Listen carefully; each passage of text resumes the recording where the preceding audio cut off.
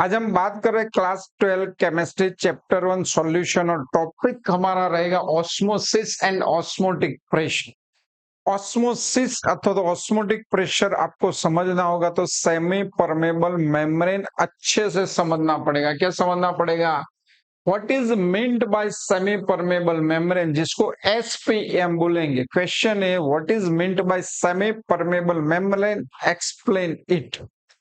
Semi permeable membrane basically continuous porous sheet है, छोटे छोटे होल वाली एक ऐसी सीट है जिसका काम क्या है, तो वो छोटे छोटे सॉल्वेंट पार्टिकल्स को अंदर अपने से पास होने दे और सॉल्यूट पार्टिकल को पास नहीं होने देगा। और ऐसी कंटिन्यूअस सीट अथवा तो फिल्म जिसको सेमी परमेबल मेम्ब्रेन बोला जाता है। याद रखना, फर्स्ट पॉइंट क्या है तो देख सकते हो, semi-permeable membranes are special type of membranes which appears to be continuous sheets or films, but actually they contain a network of submicroscopic hole or pores. तो ये सेमी परमेबल मेम्ब्रेन करता क्या है, तो small solvent molecules like water can pass through this holes but bigger molecules of solute can not. तो बड़े बड़े solid के मॉलिक्यूल्स सेमी परमेबल मेम्ब्रेन्स के होल में से पास नहीं हो सकता। सॉल्वेंट मॉलिक्यूल्स को सेमी परमेबल मेम्ब्रेन पास होने देता है। ये दो टाइप के होते हैं, नेचुरल भी होता है, मैन मेड भी होता है। मोस्टली ये जो सीट्स अथवा तो film semi permeable membrane animal अथवा तो प्लांट्स ओरिजिन में से मिलता है अथवा तो बनाया जाता है, जो नेचुरल सेमी परमेबल मेम्ब्रेन है। और कुछ सेमी परमेबल मेम्ब्रेन मैनमेड होते। तो यहाँ पे आपको देखना है फिर से, membrane having this kind of properties are known as semi-permeable membrane. These membranes can be of animal or vegetable origin and this occurs naturally or can be synthetic. Membranes of pig's bladder, तो ये जो pigs bladder है वो natural membrane है। And parchment are natural while cellophane and Cu2FeCN6 जिसको copper ferrocyanide बोला जाता है वो मैन मेड अथवा तो सिंथेटिक सेमी परमेबल मेम्ब्रेन है। तो पूरा क्वेश्चन का आंसर आपके सामने है, इसको आप ऐसे ही लिख सकते हो। अब सेमी परमेबल मेम्ब्रेन का रोल ऑस्मोसिस में क्या होगा, तो सिंपली जब हम फिर से बात कर लेते हैं सेमी परमेबल मेम्ब्रेन किसको बोलेंगे, तो शॉर्ट में आपके सामने लिखा आएगा a membrane that allow only solvent particle to move across it, तो it's called semi permeable membrane. दो टाइप के होते, एक तो नेचुरल और दूसरा मैनमेड। सेमी परमेबल मेम्ब्रेन कितने टाइप के होते हैं, आर्टिफिशियल और नेचुरल। नेचुरल मेम्ब्रेन में कौन से आएंगे याद कर लो, तो animal plant cell membrane formed just below the outer screen, तो ये नेचुरल सेमी परमेबल मेम्ब्रेन है। आर्टिफिशियल तो सेलोफेन्स पेपर अथवा तो copper ferrocyanide FeCu2, FeCN6 and cellophane paper can act as a semi-permeable membrane। जो आर्टिफिशियल सेमी परमेबल मेम्ब्रेन है। तो कुछ शॉर्ट में क्वेश्चन आप ऐसे अच्छे से लिख सकते हो, सेमी परमेबल मेम्ब्रेन को ऐसे ही एक्सप्लेन कर सकते हो। क्वेश्चन है आपके सामने, what is the role of semi permeable membrane in osmosis. Osmosis mostly आप जानते होंगे, फिर भी उसका डिटेल में डिस्कशन करेंगे। पर हमने एक कंटेनर में दो पार्ट कर लिए, एक में आपने वाटर रख लिया, दूसरे में सोडियम क्लोराइड का सॉल्यूशन रख लिया हुआ है, दो पार्ट में। और ये पार्ट किससे किए हुए, बीच में सेमी परमेबल मेम्ब्रेन रख लिया हुआ है। क्या किया हुआ है, कंटेनर के बीच में सेमी परमेबल मेम्ब्रेन रखा हुआ है, एक साइड वाटर है दूसरे साइड उसका कोई कंटेंट का सॉल्यूशन है, मोस्टली NaCl का सॉल्यूशन ले लिया, क्या करेगा सेमी परमेबल मेम्ब्रेन? तो सेमी परमेबल मेम्ब्रेन सॉल्वेंट को, मतलब वाटर को सोडियम क्लोराइड के सॉल्यूशन की ओर ले जाएगा, वही उसका रोल है। तो ऐसे लिखा जाएगा, the membrane which allow the molecules of the solvent only to pass through it but not solid molecules when the solvent and solution are separated by the membrane is called a semi permeable membrane. Simple इसको ऐसे भी define किया जाएगा, आप semi permeable membrane की ऐसे भी definition अच्छे से लिख सकते हो। तो यहाँ पे आपको सेमी परमेबल मेम्ब्रेन क्या है समझ में आ चुका हुआ है। ऑस्मोसिस क्या है? तो ऑस्मोसिस एक फिगर आपके सामने आएगी।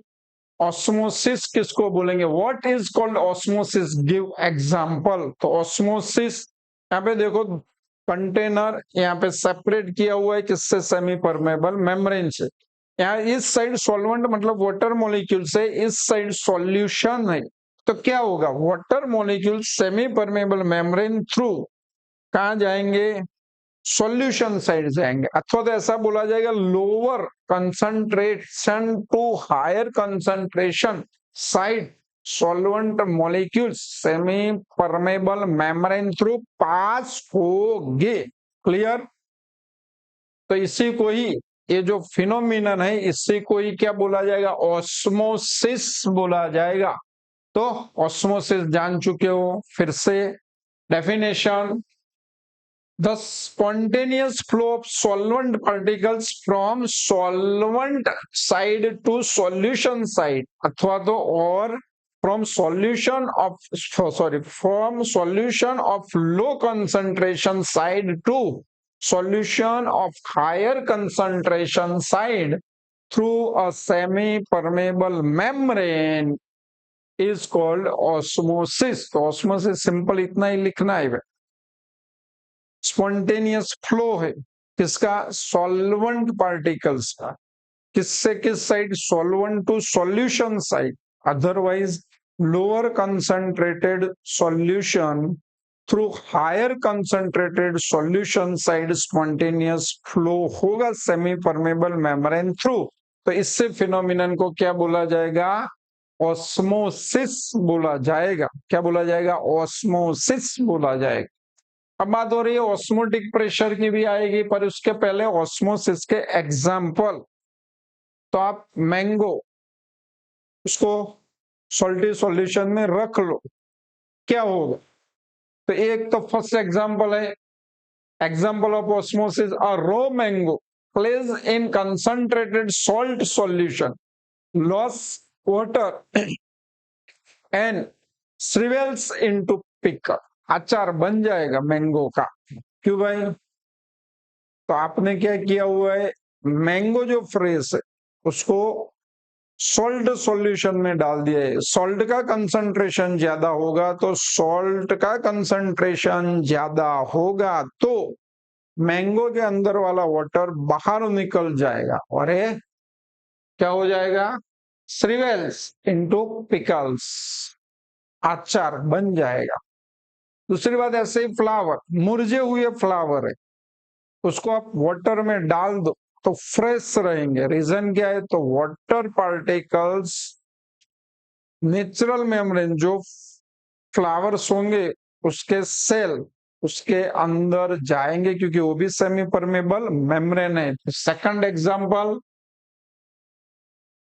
wilted flowers revive when placed in fresh water। Fresh water में रखोगे तो ये हो जाएगा। This is the example of osmosis. इसके बाद ब्लड से, ब्लड सेल को सलाइन वाटर में रखा जाएगा। एक ध्यान रखना कि ब्लड सेल में जो फ्लूइड होता है उसका concentration 0.9 weight by volume sodium chloride के कंसंट्रेशन के साथ सिमिलर बिहेव करता है, ऑस्मोसिस नहीं दिखाता। पर जैसे मैंने 0.9 वेट बाय वॉल्यूम से सोडियम क्लोराइड का कंसंट्रेशन बढ़ा दी तो क्या होगा? ब्लड सेल में से वाटर बाहर निकल जाएगा और कोलैप्स हो जाएगा। उल्टा भी हो सकता है, अगर सलाइन सॉल्यूशन का कंसंट्रेशन 0.9 वेट बाय वॉल्यूम से कम होगा तो वाटर ब्लड सेल के अंदर जाएगा, फूलेंगे और ब्लास्ट हो जाएंगे सेल। तो ये एग्जांपल है, blood cell collapse when suspended in saline water. दूसरा, प्लांट्स रूट वाटर को एब्सॉर्ब कर लेते और अपने अपने प्लांट्स के अलग अलग पार्ट में पहुंचा देते। प्लांट्स रूट जो वाटर को एब्सॉर्ब कर रहे हैं वो भी ऑस्मोसिस है। तो movement of water from soil to plants roots and subsequently into upper parts of the plants in partly due to osmosis. Hello, फिर से movement of the water from soil to plants roots and subsequently into upper parts of the plants in partly due to osmosis. Example आपको NCERT text book के वो याद रखने होंगे। पहला क्या है, फ्रेश मैंगो सलाइन वाटर में रखा जाता है तो क्या होता है। दूसरा क्या है, मुरझा हुआ फ्लावर फ्रेश वाटर में रखा जाता है तो क्या होता है। Blood cell concentrated saline water में सोडियम क्लोराइड के वाटर में रखा जाए तो क्या होता है। और प्लांट्स रूट वाटर को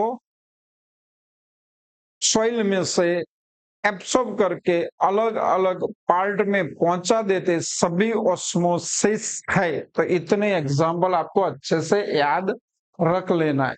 is called osmotic pressure. Osmotic pressure का इक्वेशन हमें डिराइव करना है, क्वेश्चन आईएमपी।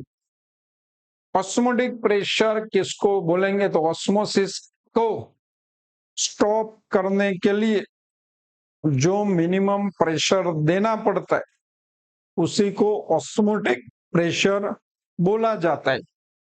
देख सकते हो फिर से ऑस्मोटिक प्रेशर में पहले तो ऑस्मोसिस क्या होगा, देख सकते हो पी एटमॉस्फेरिक प्रेशर है, पिस्टन पे लगा हुआ है, सेम में यहाँ पे भी एटमॉस्फेरिक प्रेशर लगा हुआ है। तो क्या होगा, ऑस्मोसिस होगा।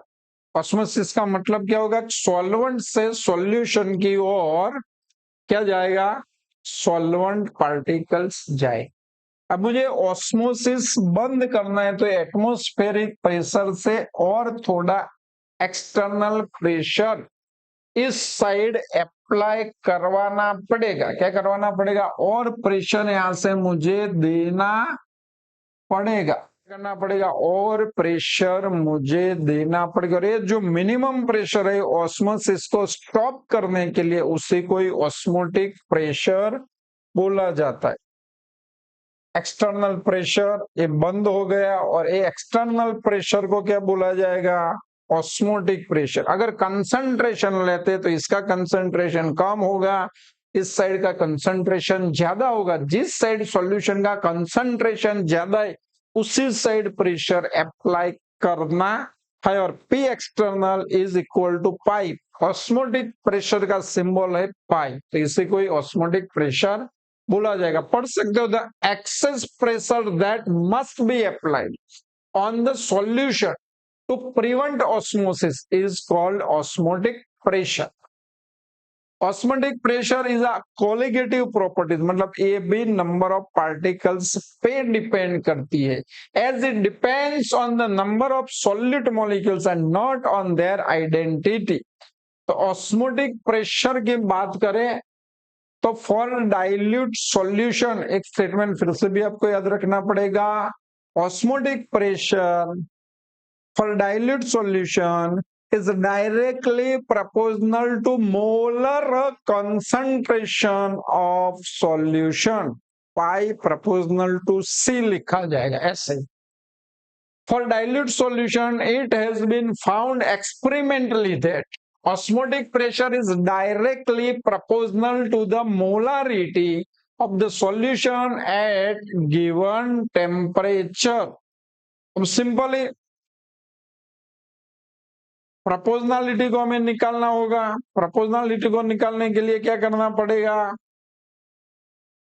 तो pi is equal to R T into C. R T a constant है, यहाँ पे आर क्या है, गैसियस कांस्टेंट, टी टेम्परेचर जो हमें केल्विन में लेना है, सी को क्या बोलेंगे, मोलारिटी, और molarity is equal to N upon V. तो सी की जगह एन अपॉन वी लिख सकते हैं, तो n upon V into R T लिखा जाएगा। अब एन क्या है, तो मास ऑफ सॉल्यूट, ये तो है mass of solute upon molar mass of solute, तो ये आपका हो जाएगा ऑस्मोटिक प्रेशर की formula, pi is equal to W R T upon M V. तो डब्ल्यू क्या है, mass of solute, R gaseous constant जिसको हम 0.082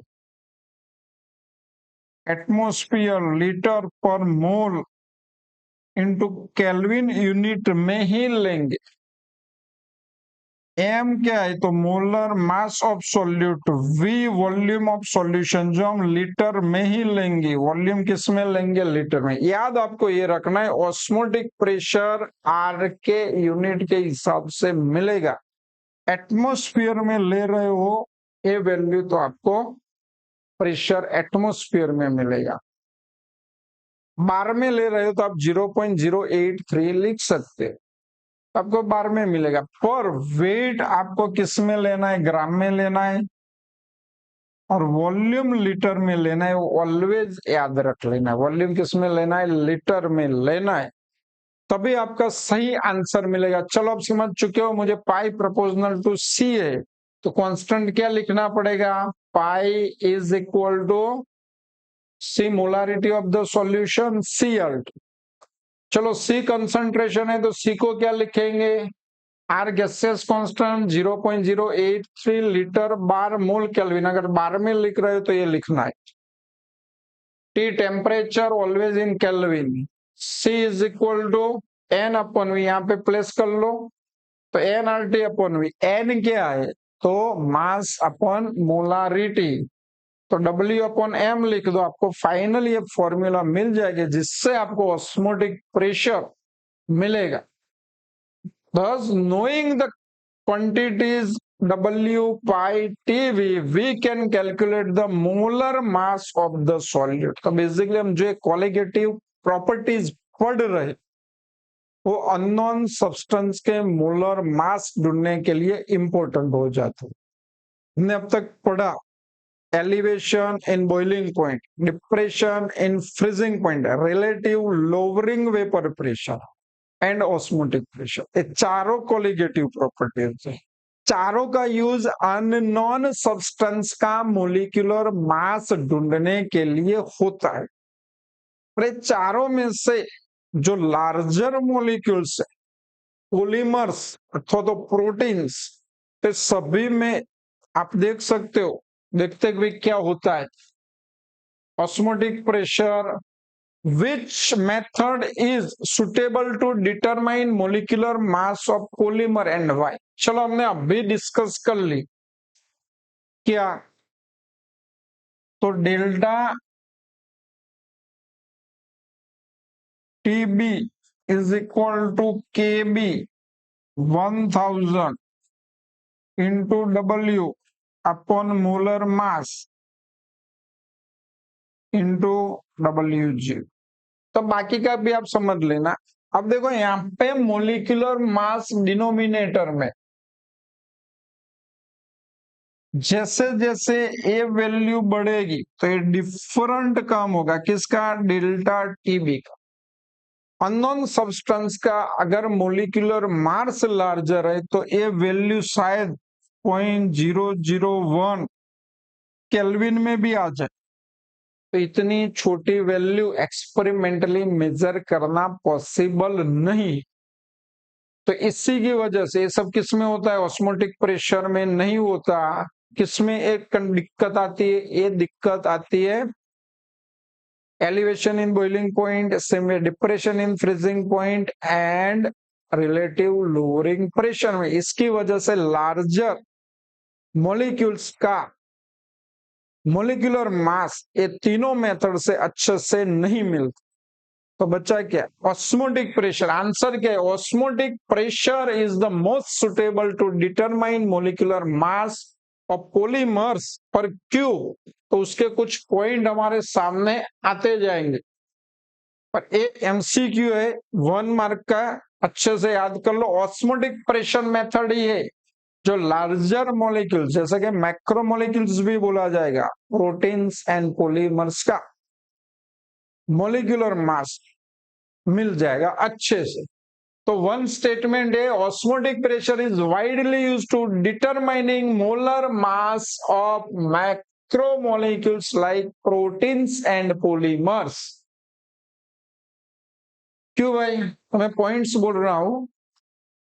ऑस्मोटिक प्रेशर में मोलारिटी का यूज होता है, जबकि बाकी के तीनों में मोलालिटी का यूज होता है। तो मोलारिटी बेस्ट है अननोन सब्सटेंस के मॉलिक्यूलर मास ढूंढने के लिए। एक चीज याद रखना, पॉलीमर्स जो हायर टेम्परेचर पे अनस्टेबल हो जाते, जैसे मुझे बॉइलिंग पॉइंट का एक्सपेरिमेंट करना है अथवा फ्रीजिंग पॉइंट का एक्सपेरिमेंट करना है, तो एक में टेम्परेचर बॉइलिंग पॉइंट तक ले जाना पड़ेगा सॉल्वेंट के, दूसरे में फ्रीजिंग पॉइंट तक ले जाना पड़ेगा। तो पॉलीमर्स नेचुरल टेम्परेचर पे स्टेबल होते, बाकी अनस्टेबल हो जाते। पॉलीमर में डीनेचुरलाइजेशन हो जाता है। ऑस्मोटिक प्रेशर ये चारों में ऐसा है कि भाई रूम टेम्परेचर पे एक्सपेरिमेंट किया जाता है तो अच्छे से सही मोलिकुलर मास ऑस्मोटिक प्रेशर में मिल जाता है।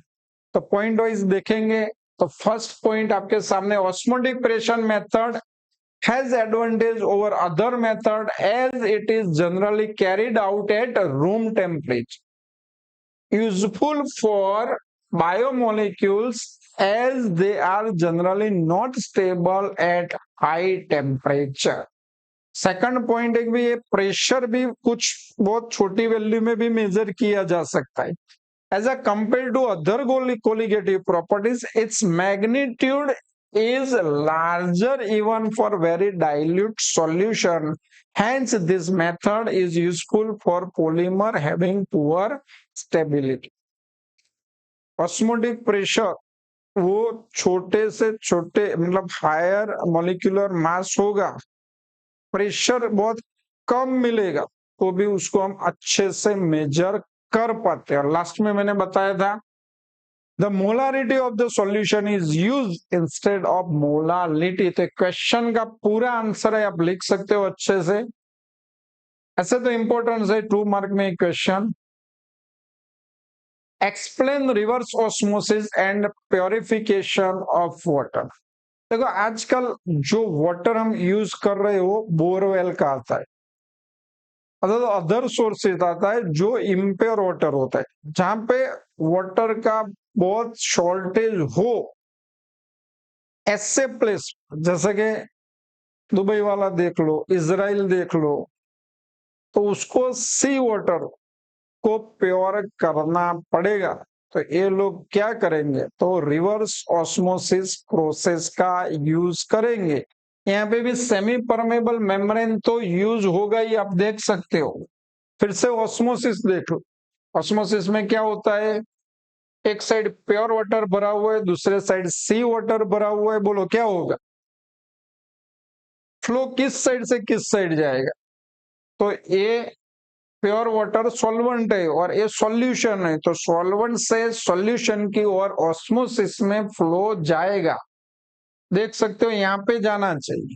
पर हम करते क्या, ये जो एक्सटर्नल प्रेशर है वो एक्सटर्नल प्रेशर अगर ज्यादा लगा देंगे तो फ्लो क्या हो जाएगा, सी वाटर से प्योर वाटर की ओर जाने लगेगा। जब कब, तो P external is greater then osmotic pressure. ये प्रेशर ऑस्मोटिक प्रेशर से भी ज्यादा डाल देंगे तो फ्लो इससे प्योर वाटर से सॉल्यूशन की ओर जाने की वजह सॉल्यूशन से प्योर वाटर की ओर चला जाएगा। ये सॉल्टी वाटर है, तो वाटर मॉलिक्यूल्स इसमें से बाहर निकलते जाएंगे, प्योर फॉर्म में यहाँ आएंगे, यहाँ हम उसको कलेक्ट कर लेंगे और बाद में उसका हम अच्छे से यूज करेंगे। तो ऑस्मोसिस से रिवर्स प्रोसेस है, no, so it's called reverse osmosis. तो इसको क्या बोलेंगे? Reverse osmosis. Desalination of water by reverse osmosis. पूरी फिगर फिर से आपके सामने आएगी, स्टेप वाइज आप लिखना भी देख लोगे। चलो यहाँ पे देख सकते हो, ये फ्रेश वाटर है, ये सॉल्टी वाटर है। अब मैंने यहाँ पे प्रेशर बढ़ा दिया पिस्टन का ऑस्मोसिस से ज्यादा, तो क्या होने वाला है? क्या होगा दोस्तों? प्रेशर बढ़ा दिया तो क्या होगा? जनरल फ्लो, ये पाई जितना ही प्रेशर ऑस्मोटिक प्रेशर हो तो स्टॉप हो जाएगा। एटमॉस्फेरिक प्रेशर होगा तो फ्लो ऐसे जाएगा। कब जाएगा? वन एटमॉस्फेयर दोनों साइड पे प्रेशर होगा तभी होगा। अगर मैंने ऑस्मोटिक प्रेशर जितना प्रेशर डाल दिया तो स्टॉप हो जाएगा, ऑस्मोसिस स्टॉप हो जाएगा।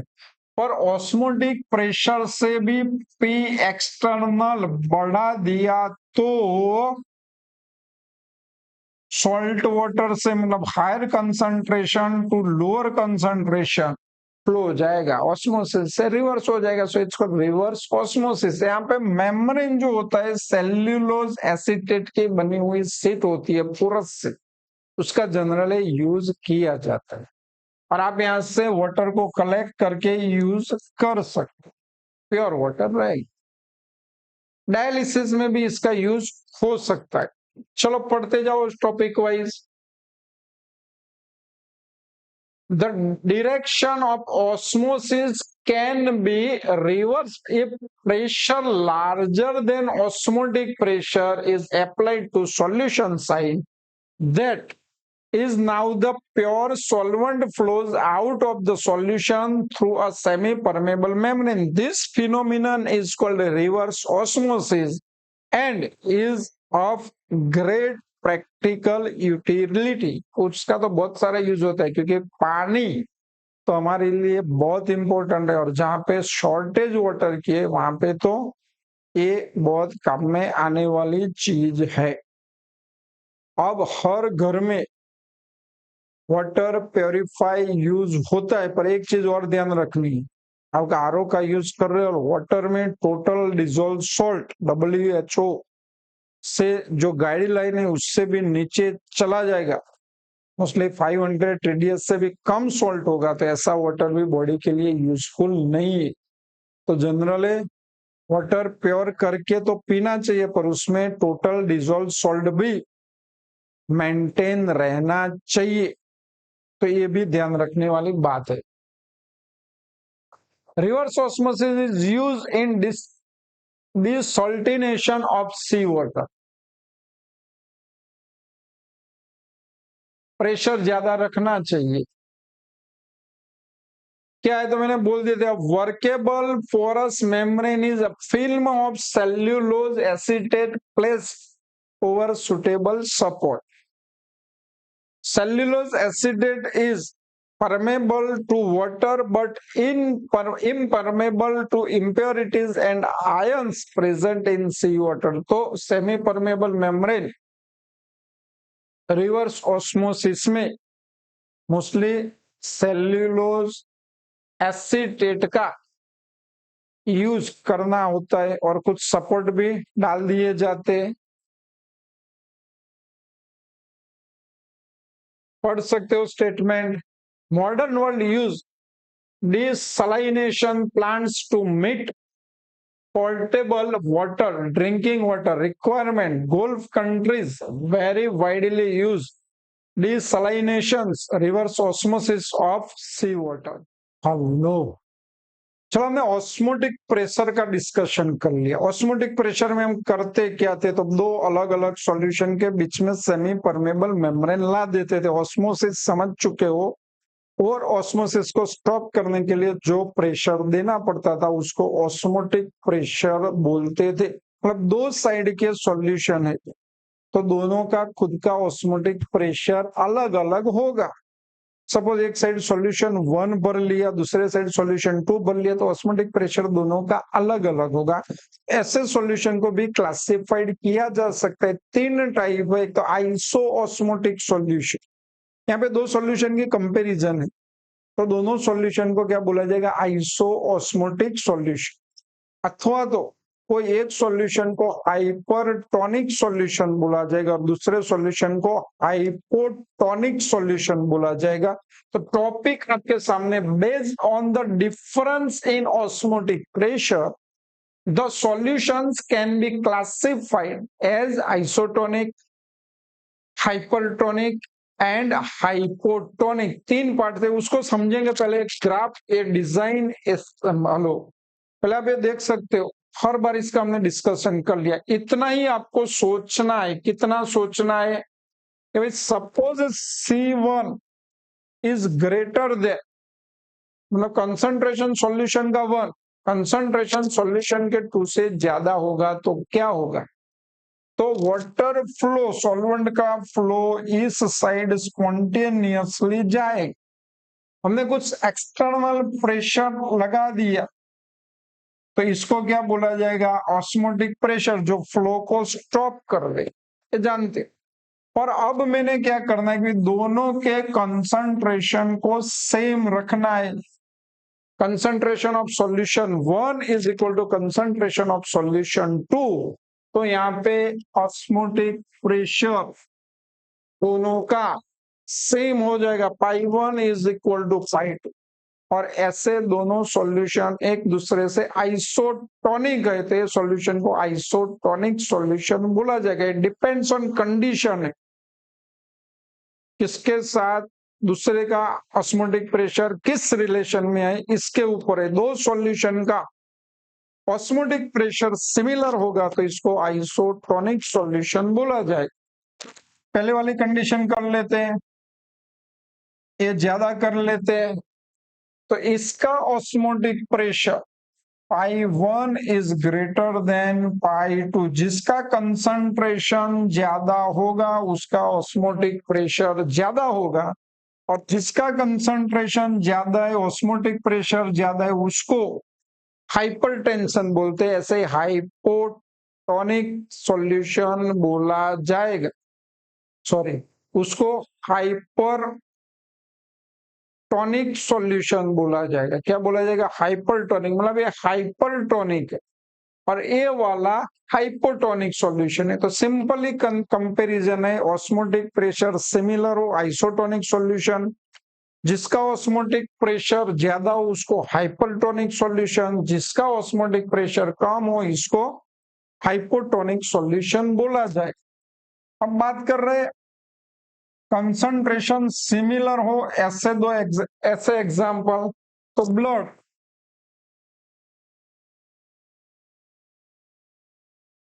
फ्लूइड, अपने बॉडी में जो ब्लड सेल है उसमें भरा हुआ ब्लड फ्लूइड, उसका ऑस्मोटिक प्रेशर आई, उसको 1 बोल देते, is equal to 0.9% weight to volume NaCl solution which is known as normal saline solution. दोनों का ऑस्मोटिक प्रेशर सिमिलर रहेगा तो ये दोनों सॉल्यूशन को क्या बोला जाएगा, आइसोटोनिक सॉल्यूशन। अगर मैंने ज्यादा नमक खा लिया, हर रोज ज्यादा ज्यादा नमक खाता हूं, तो बॉडी में जो सलाइन सॉल्यूशन है उसका कंसंट्रेशन सपोज बढ़ जाता है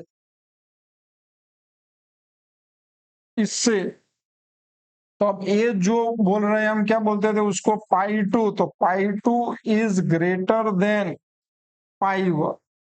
तो इस कंडीशन में सोडियम क्लोराइड का सॉल्यूशन क्या हो जाएगा, हाइपर हो जाएगा, हाइपरटोनिक सॉल्यूशन बोलेंगे, और उसको ब्लड फ्लूइड को हाइपोटोनिक सॉल्यूशन बोलेंगे। अगर ये कंडीशन परमानेंट हो जाते तो हमें ब्लड प्रेशर की टेबलेट लेनी पड़ती, क्योंकि ऑस्मोसिस को स्टॉप करने के लिए जहां जहां प्रेशर बढ़ जाता है उसको लो करने के लिए टेबलेट्स करनी पड़ती है, टेबलेट्स लेनी। अगर एक concentration 0.6% weight to volume NaCl हो जाता है। तो ए pi 1 is greater than pi 2, क्या होगा? ऑस्मोटिक प्रेशर ब्लड वाले का ज्यादा होगा, इसका ऑस्मोटिक प्रेशर कम होगा। कंसंट्रेशन कम है तो वाटर कहाँ जाएगा? ब्लड सेल में जाएगा। तो एक कंडीशन हमें समझनी होगी। चलो देखते जाते। 3 पार्ट है। 1 is isotonic, hypotonic and hypertonic. अब आंसर कैसे लिखना है क्वेश्चन का? तो explain isotonic solutions. Definition: two solutions having same osmotic pressure at a given temperature are called isotonic solution और आइसोऑस्मोटिक सॉल्यूशन। इसमें ऑस्मोसिस नहीं होता। No osmosis take place in isotonic solution. Example याद कर लो। The osmotic pressure associated with the fluid inside the blood cell is equal to that of 0.9% weight to volume sodium chloride solutions called normal saline solution. It is safe to inject intravenously. हमारी body में अगर इतने concentration वाला solution जाता है तो वो safe है, कोई दिक्कत नहीं आएगी। और कंसंट्रेशन बढ़ जाएगा तो दिक्कत आएगी। Blood is isotonic with normal saline solution which is 0.9% weight to volume NaCl solution. अब बात हो रही है फिर से हाइपोटोनिक एंड हाइपरटोनिक पढ़ा लिया था। ये हाइपोटोनिक लिखा हुआ है, ये हाइपर लिखा हुआ है, इसका मतलब C2 का कंसंट्रेशन C1 से ज्यादा होगा। पढ़ सकते हो। If two solution 1 and 2 are such that pi 2 greater than pi 1, then 2 is called hypertonic। 2 का ऑस्मोटिक प्रेशर ज्यादा है तो उसको क्या बोलेंगे? Hypertonic solution. And 1 is called hypotonic solution. Pressure is applied. अगर मुझे ऑस्मोसिस स्टॉप करना है तो क्या करेंगे? जो हाइपरटोनिक है वहीं पे एक्सटर्नल प्रेशर डालेंगे तो ही ऑस्मोसिस बंद होगा। Pressure is applied on the hypertonic solution to stop the flow of solvent particles। तो ये आपको इतना लिखना होगा। पूरा एक्सप्लेन पूछा हुआ है तो छोटे छोटे क्वेश्चन बहुत आते हैं। इसमें से फ्लो देख सकते हो आप, कहां से कहां जाएगा, स्टॉप करने के लिए क्या करना पड़ेगा ये भी आप जानते हो। चलो पूरा टॉपिक पढ़ लो, क्या किया हुआ है और क्या हो सकता है। हेलो। अब सोडियम क्लोराइड सॉल्यूशन 0.9% है, उससे सोडियम क्लोराइड का कंसंट्रेशन बॉडी में बढ़ जाता तो क्या हो? सोडियम क्लोराइड सॉल्यूशन, समझो ये कंडीशन आ रही है मेरे बॉडी की वेन से और उसमें ब्लड सेल भरा हुआ है और ये जो सॉल्यूशन है कौन सा है? NaCl, जिसका कंसंट्रेशन 0.9% वेट टू वॉल्यूम से बढ़ जाता है। कंसंट्रेशन क्या होता है? इंक्रीज होता है। तो ब्लड फ्लूइड क्या करेगा? अरे मसल से पूरे, और सोडियम क्लोराइड का सॉल्यूशन घूमता रहता है, क्या हो? कंसंट्रेशन किसका बढ़ चुका है? Outer side of the blood से। तो इसमें से वाटर पार्टिकल्स कहाँ आएंगे? बाहर की साइड आएंगे और मसल सेल, जिसको टिश्यू सेल बोलेंगे, उसके आजू बाजू डिपोजिट हो जाएंगे वाटर पार्टिकल्स और इसकी वजह से सूजन आ जाती है और जिसको इडिमा बोलते हैं। देखते जाओ आगे ये क्या है। If a cell is placed in solution containing more than 0.9% weight by weight solution of sodium chloride, then water flows out of the cell and its shrinks। Blood cell क्या हो जाएंगे? पानी बाहर निकलेगा तो श्रिंक हो जाएंगे। Such a solution is called hypertonic solution. तो सोडियम क्लोराइड के सॉल्यूशन को हाइपरटोनिक सॉल्यूशन बोला जाएगा। This process is called plasmolysis. इस प्रोसेस को क्या बोला जाएगा? प्लाज्मोलिसिस बोला जाएगा। और इसी की वजह से मसल्स जो होते हैं ब्लड सेल में से वाटर बाहर निकलेगा और जहां जहां स्पेस है वहां पे वाटर डिपोजिट होता जाएगा और सूजन आ जाएगा और इसी को इडिमा बोलते हैं। If the cell is placed in a solution containing less than 0.9% weight by weight sodium chloride, then water flows inside. अगर सोडियम क्लोराइड का कंसंट्रेशन कम हो जाएगा वाटर ब्लड में जाएगा, ब्लड फूलेगा, ब्लड सेल फूलेगा and they would swell. Such a solution is called hypotonic solution. को जिसका कंसंट्रेशन कम होता है उसको क्या बोलेंगे? Hypotonic solution. अब समझ सकते हो हाइपोटोनिक सॉल्यूशन। फिर से अब मैंने यहाँ पे सेल ला देना, तीनों में देख सकते हो और समझ भी सकते हो। यहाँ पे क्या है, इस सॉल्यूशन का कंसंट्रेशन कैसा है? लेस, और इसका कंसंट्रेशन ज्यादा है, हायर कंसंट्रेशन। तो क्या होगा? हाइपोटोनिक कौन सा है? ए वाला। तो less concentration to higher concentration water जाएगा और वो स्वेल होगा, एक कंडीशन। आइसोटोनिक है, कोई दिक्कत नहीं आएगी, ऑस्मोसिस पॉसिबल नहीं है तो कुछ नहीं होगा। हाइपरटोनिक है तो इसका कंसंट्रेशन हायर है, सॉल्यूशन हाइपरटोनिक है और सेल का कंसंट्रेशन लेस है। तो क्या होगा? Less to higher water molecules निकलेंगे और ए श्रिंक होगा। तो ये कंडीशन आपको खाली पिक्चराइजेशन के लिए, समझने के लिए, net water gain cell swells no change, और यहाँ पे net water loss cell shrinks. तो ये बेसिक अंडरस्टैंडिंग के लिए आपको अच्छे से अब समझ में आ जाना चाहिए hypertonic, hypotonic and isotonic solution क्या है, क्या इफेक्ट आती है। देखो इसी की वजह से क्या होता है, इसमें से हाइपरटोनिक सोडियम क्लोराइड का ब्लड में 0.9% से कंसंट्रेशन बढ़ जाता तो ब्लड सेल में से वाटर बाहर निकलता, तो बॉडी में टिश्यूज मस्क्यूलर्स जो है वहीं पे जहां जहां जगह मिलेगी वहां पे डिपोजिट होते जाए।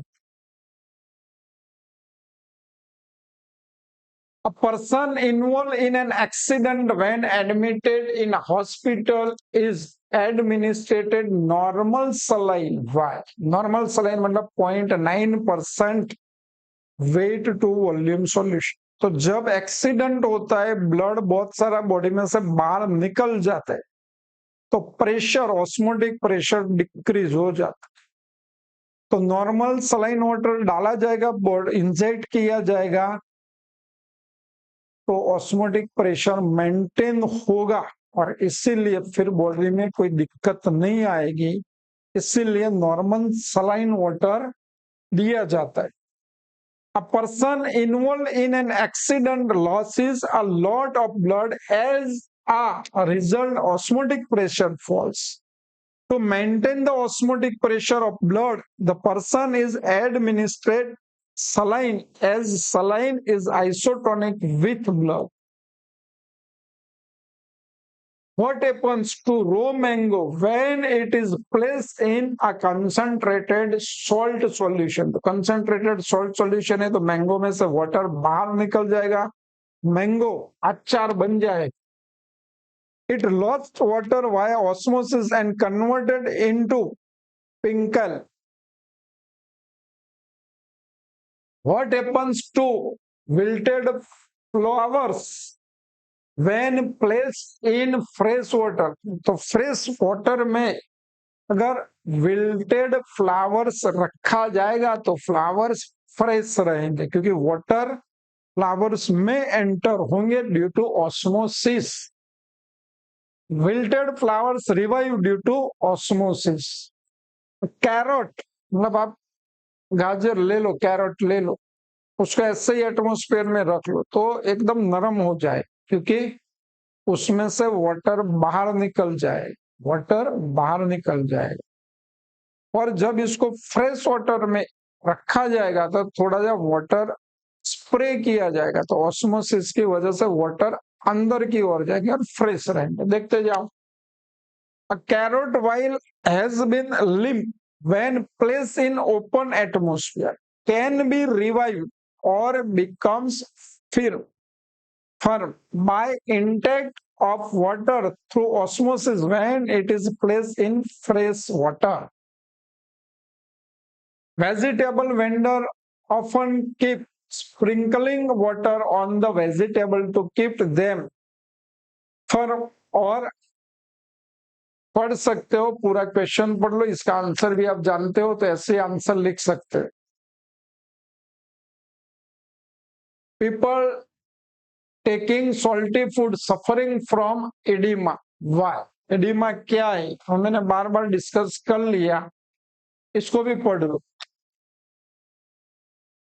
People taking lot of salt और सॉल्टी फूड, बहुत सारा सॉल्ट लेंगे, experiences water retention in the tissue cells and intercellular spaces because of osmosis। पढ़ा दिए कि ब्लड में से, ब्लड सेल में से वाटर बाहर आएगा, टिश्यू सेल में जाएगा, अथवा तो जहां जहां स्पेस है वहां पे चला जाए।